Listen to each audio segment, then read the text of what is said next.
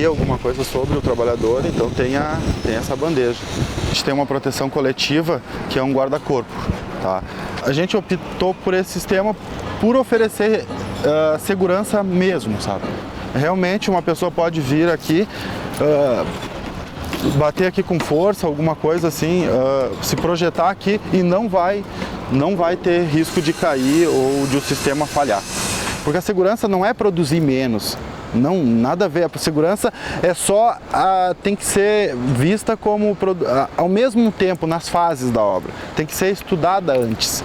A queda ela decorre de uma série de fatores que faltaram, né? Faltou o guarda-corpo, faltou a linha de vida, faltou o cinto de segurança. Tá, essas proteções aqui, ó, o que a norma fala em relação ao guarda-corpo, tá? Ela tem que ter 1,20 m de altura, um travessão intermediário a 70 centímetros de altura e um rodapé de 20 centímetros, tá? Sem contar que tem que estar todo telado. E ele tem que tem que ter uma resistência de 150 kgf, tá? Que essa aqui aparentemente não tem. Existem várias normas regulamentadoras, tá? A que trata especificamente de construção civil é a NR18. Ela estabelece o que se considera construção civil, né? Isso aqui é uma escada de mão, tá? Para acesso a outros andares. O que a norma ela diz? Tá? Ela diz primeiro que a escada de mão não pode ter emendas. Tá? Isso aqui já tem algumas emendas aqui, ó. Tá? Ela tem que estar fixada no piso inferior e no piso superior. Essa aqui não está. E ela deveria passar 1 metro do piso superior para que a pessoa chegasse e acessasse de forma segura. Isso aqui não está acessando de forma segura. Ela está solta, ó, e se por acaso ela viesse a cair para o lado, ó, ela poderia cair aqui, ó, e aqui está aberto. Porque dependendo se a escada cai daqui para lá, ó, também joga o cara lá no meio da rua. Os andaimes de madeira com altura equivalente a 3 metros de altura tem que ser projetado profissional legalmente habilitado. Eu tenho que ter um projeto desse andaime todo aqui. Tá, eu vou cobrar também. De qualquer forma, o que os andaimes têm que ter em geral? Eles têm que ter primeiramente acesso seguro. Esse aqui não me parece que tenha. Tá, o acesso que eles fazem é por essa escada aqui, que eu já acabei de falar que ela está inadequada. Tá? Depois, de fora a fora, o andaime ele tem que ter guarda-corpo pela parte anterior, tá? Para evitar a queda para o lado de cá. A parte elétrica, ó, na verdade, é assim, ó, a circulação de cabos, o ideal, o correto é que ela não se dê por locais em que seja áreas de circulação. A gente está acessando, pisando, passando máquina, passando carrinho de mão, passando uma série de coisas. Isso pode a qualquer momento descascar o fio e aparentar uma parte de fio exposta. De qualquer forma, onde há a fiação adequada é essa aqui, ó. Chama-se os cabos PP, são cabos duplamente isolados. Então a energia elétrica ela chega por aqui, tá? O relógio da concessionária. Então isso aqui deveria ser fechado, tá? E isso aqui, além de ser fechado, deveria ter uma chave geral que desacionasse todo o sistema, tá? E não fosse acessível ali dentro. No caso aqui está aberto, ó. Essa betoneira do jeito que está, com essa cremalheira exposta, com esses pontos de esmagamento, ela está para ser interditada em função de riscos graves iminentes. Porque, ó, ela tem um ponto de esmagamento aqui, tá? Que está exposto, isso aqui tem que ser protegido. É que assim, ó, isso aqui é uma transmissão de força. Como transmissão de força tem que estar enclausurada, essa polia, essa correia. O que acontece? Se para ele acionar a máquina, tu vai ter que abrir aqui, então ele, para acionar a máquina, ele se expõe ao risco de botar a mão ali, então não pode. Isso aqui, ela pode ser acionada acidentalmente, então não é um dispositivo correto. Tá? O correto é aquelas botoeiras que só podem ser ligadas ou desligadas mediante uma chave que tu gira, pode acionar, e essa chave fica só com o operador da betoneira, que tem que ser um trabalhador qualificado também. E além disso tem que ter um botão de emergência, para separado em caso de emergência. Seria um terceiro botão, que essa aqui também não tem. Tá? Fora a transmissão de força aqui também. Do jeito que ela está aqui, ela vai ser interditada. Só que assim, ó, algumas empresas, como é que elas procedem quando tem uma interdição de uma máquina? Elas pegam a máquina e retiram do canteiro. Tá? E aí tira a máquina do canteiro como se estivesse solucionando o problema da máquina. Eu quero ver ela consertada, porque ela não vai estar expondo os trabalhadores em risco aqui, mas vai estar expondo o trabalhador em risco no outro canteiro. O trabalhador ele não é obrigado a se expor a condições de risco, né? Então ele pode se negar a trabalhar em situações em que ele se coloca em risco. Tá? Essa é uma primeira medida imediata que ele poderia ter. Todo trabalhador que notar que está correndo o risco de um acidente com ele ou o colega, que ali os responsáveis pela obra não fizeram as instalações da proteção coletiva, ele tem que procurar o sindicato, né, e formalizar essa denúncia para nós não deixar que isso aí venha a ocorrer um acidente, né. Mas nós acreditamos que com esse trabalho, né, ele vem Logo aí na frente nós vamos colher frutos que vai diminuir esses acidentes na construção civil. São acidentes fatais. E também são acidentes que trabalhadores quebraram a coluna, perda de dedos, né? Com acidentes graves aí que hoje o trabalhador está em possibilidade de trabalhar. O negócio tem que abrir os olhos, né? Porque não é uma profissão fácil, né? Aonde trabalhar, né? Nas alturas, andaimes, esse negócio você tem que abrir o olho. Porque é perigoso. Era macaco velho, meu. Eu tava ali. Qualquer coisinha que for para segurança é necessária. E tem que aprender a conviver com isso, né? Olha, aqui em Caxias deu 11 acidentes fatais na construção civil, em 2011. Os andaimes não estão adequados, falta de guarda-corpo, falta de linha de vida, falta medidas coletivas e individuais, né? Ela é embargada. O que a gente faz? A gente dá uma ordem administrativa de embargo para que a obra pare, adote as medidas, a gente faz um relatório técnico dizendo quais são as irregularidades e as situações de risco grave iminente e quais são as medidas que têm que ser adotadas. E aí a empresa ela pode trabalhar somente para fazer essas correções de medidas. Então ela para totalmente a sua atividade produtiva e vai trabalhar nas proteções coletivas e individuais que forem apontadas no laudo. Uma vez essas medidas sendo adotadas, é feito um requerimento ao Ministério do Trabalho, que traz o auditor aqui, verifica se o risco grave iminente já foi sanado. Tendo sido sanado, a gente autoriza o prosseguimento das atividades normais. Não sendo sanado, permanece embargada a obra. Caso haja o descumprimento do embargo, é caso criminal, além de autos de infração que a gente costuma lavrar, né? O descumprimento da ordem administrativa a gente também encaminha para a polícia e para o Ministério Público para que eles adotem as medidas cabíveis, né? Qual que é o espírito da norma? É justamente não ficar causando prejuízo à empresa. A gente não está vindo para o embargo, isso é uma coisa que tem que ficar bem claro. Embargo e interdição não são punições à empresa.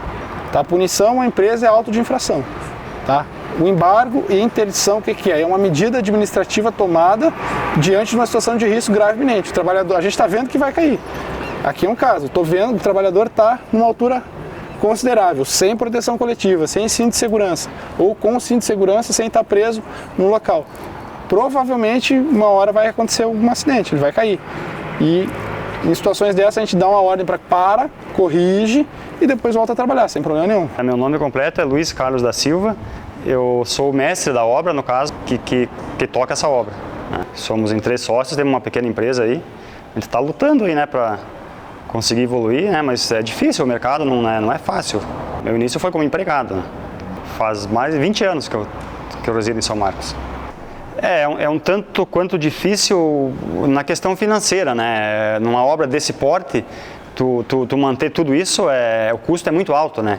E dentro do nosso município ainda a cultura não é de se trabalhar legal. Então a concorrência desleal te prejudica bastante, né? Tu tem que te força a baixar o teu preço de mão de obra para poder concorrer com o mercado, né? Eu acho que a evolução, a única maneira é a fiscalização mesmo, mexer no bolso, não tem outro jeito, né? Porque se não for assim, não vinga. Não vinga porque reunião e falar, isso já foi feito várias vezes, não acaba que volta tudo ao normal como era antes, né? Então, acho que tem que fiscalizar todas, né? Não um só. Bom dia. Como é que vocês sobem aí? Por essa escada aqui? Você não trabalha aqui? Não. Ninguém trabalha aqui. Ela pode escolher para que lado cair, né?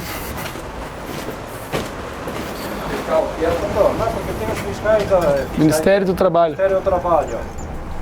Eles querem ver documentação, tudo. Vocês são carteira assinada? Sim. Tudo certinho? Eles fornecem vestimenta para vocês? Vocês não estão com roupa da empresa, né? Ah? Eles não dão roupa da empresa para vocês? Uniforme? Uniforme, capacete, cinto de segurança. Não tem o cinto, tem além. E por que vocês não estão usando? Mas é que tudo não tem como. Se teria que colocar um cabo de aço, então aqui, que nem foi falado já. E não colocaram? Não tem. Como é que uma hora tu tá aqui trabalhando, outra hora tu tá lá embaixo e... Pois é, tem que estar preso. Mas então vocês não estão usando cinto porque não tem linha de vida. Vou pedir para vocês descerem daí, tá? na verdade, eu vou embargar a obra de vocês para parar, para ser feitas as medidas de proteção para evitar algum tipo de acidente. Do jeito que tá aí, vocês estão sujeitos a caírem, né? Tá bem perigoso esse local. Parar agora? É, de vocês já pararem e descerem aí.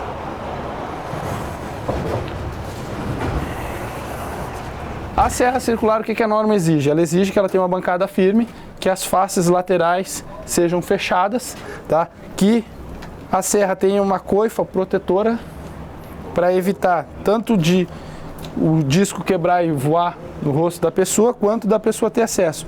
Da mesma forma, o motor não pode ter transmissões de força exposta. Então isso aqui deveria estar enclausurado. Enclausurado significa o quê? Fechado. Além disso, também deve-se dizer que a serra também tem que estar aterrada eletricamente. Aqui a gente vê que ela está ligada na tomada, tá? Só que a gente não sabe se há ou não um aterramento. Aparentemente não há, tá? O dispositivo de acionamento dela também, esse aqui não é um indicado, tá? O correto é ter uma botoeira em que ele ligue e desligue mediante uma chave de bloqueio, em que só o operador tem a chave, ele aciona a chave e liga ou desliga. Se ele não for mais trabalhar, ele desliga a chave e sai, e aí a pessoa que vier aqui e apertar o botão não vai conseguir acioná-la, ela não vai poder ser ligada. Isso aqui são escadas de uso coletivo, elas deveriam ser dotadas de guarda-corpo e rodapé. Então a gente verifica que não tem em absolutamente nenhum dos andares o guarda-corpo e rodapé. Eles também utilizam esse poço aqui para fazer o levantamento de material, né? Elevação de material. Eles usam um guincho de coluna, e aí quem utiliza o guincho de coluna que tem que pegar o material também se expõe, porque ele tem que vir aqui, as duas mãos ele coloca para segurar o material que está sendo elevado e fica exposto a um desequilíbrio. Isso aqui vai para lá, vem para cá, é muito fácil do trabalhador vir a cair. No caso aqui foi colocada uma madeira que até caiu agora durante a fiscalização, que a gente entende que talvez seja até pior, porque dá uma falsa sensação de segurança, né? Daqui a pouco o trabalhador pensa que aqui está seguro, vai se apoiar, ela cai e ele cai junto no posto do elevador, né? Aqui também deveria estar protegido e não está. Assim como também na periferia da obra, né? O andaime em balanço até existe, né? Na verdade, se coloca um outro tipo de andaime, cuidado aí. Se usa um andaime suspenso, né? Geralmente, para fazer um andaime fachadeiro. Esse de projetar para fora, só quando é um lugar que não dá para botar, né?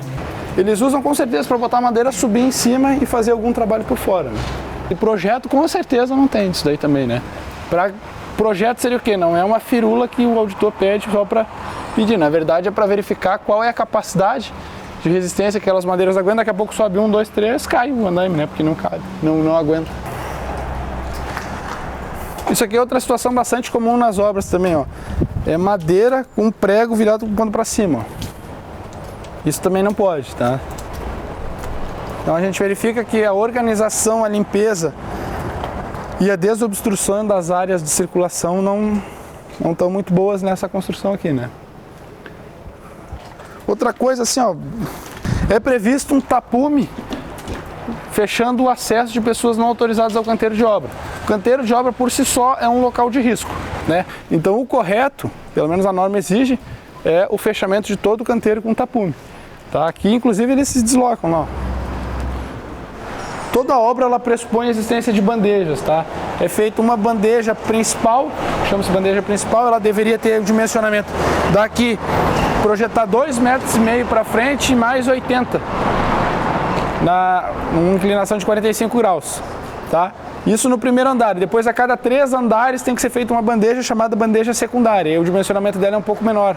Ela tem que ser feita em toda a periferia da obra, toda a volta da obra. Aqui a gente verifica que em alguns pontos não tem, ó.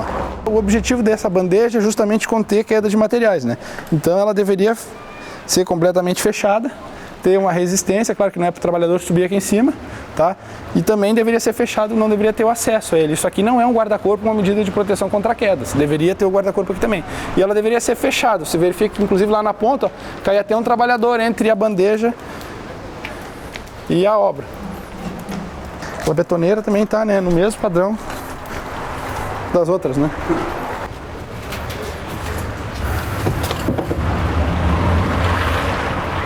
Na verdade aqui são as áreas de vivência, né? Áreas de vivência compreendem instalações sanitárias, vestiário, alojamento quando tem, cozinha quando tem. Não é muito comum ter alojamento nem cozinha, tá? Geralmente tem vestiário e instalações sanitárias. Aqui a gente não sabe nem o que é. Né? Parece que é um depósito de material que também nas horas vagas é usado como cabide de roupa, ou seja, eles não têm armário, que deveria ter, eles deveriam ter armário com fechadura direitinho, deveriam ter um banco para eles sentarem, deveria ter um chão decente, deveria ter ventilação, não tem nada disso. Isso aqui sequer é considerado, pelo menos pelo Ministério do Trabalho, imagino que o sindicato tenha a mesma, sequer é considerado um vestiário. Eu também acho que a questão de organização, limpeza e desobstrução das áreas de circulação não tão boas. Sem falar que todo mundo circula nesse canteiro que só a escada por si só já diz tudo. Tá? Então a obra vai ser embargada em função disso. Risco de queda em altura.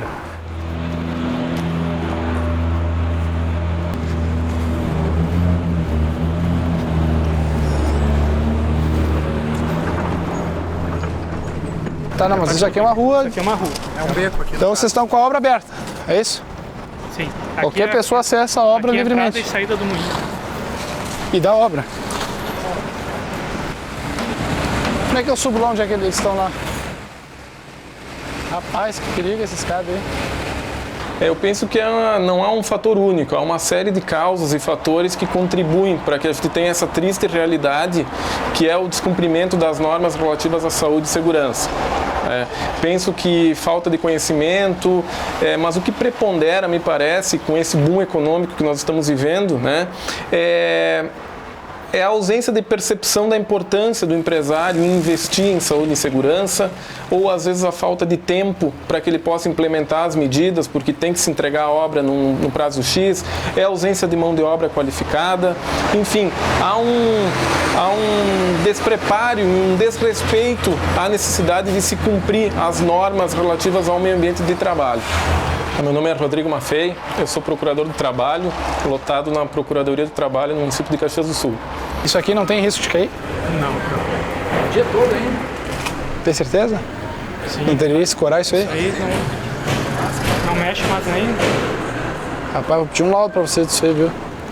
Na verdade, vocês têm que escorar tudo que pode ser atingido, né? Eu tô achando... Tem fundação, ele desce, né? Rapaz, é? Ele desce para baixo do nível do... Mas de que jeito? Tá ali, ó, tô vendo embaixo do terreno. Ou é mais pra lá?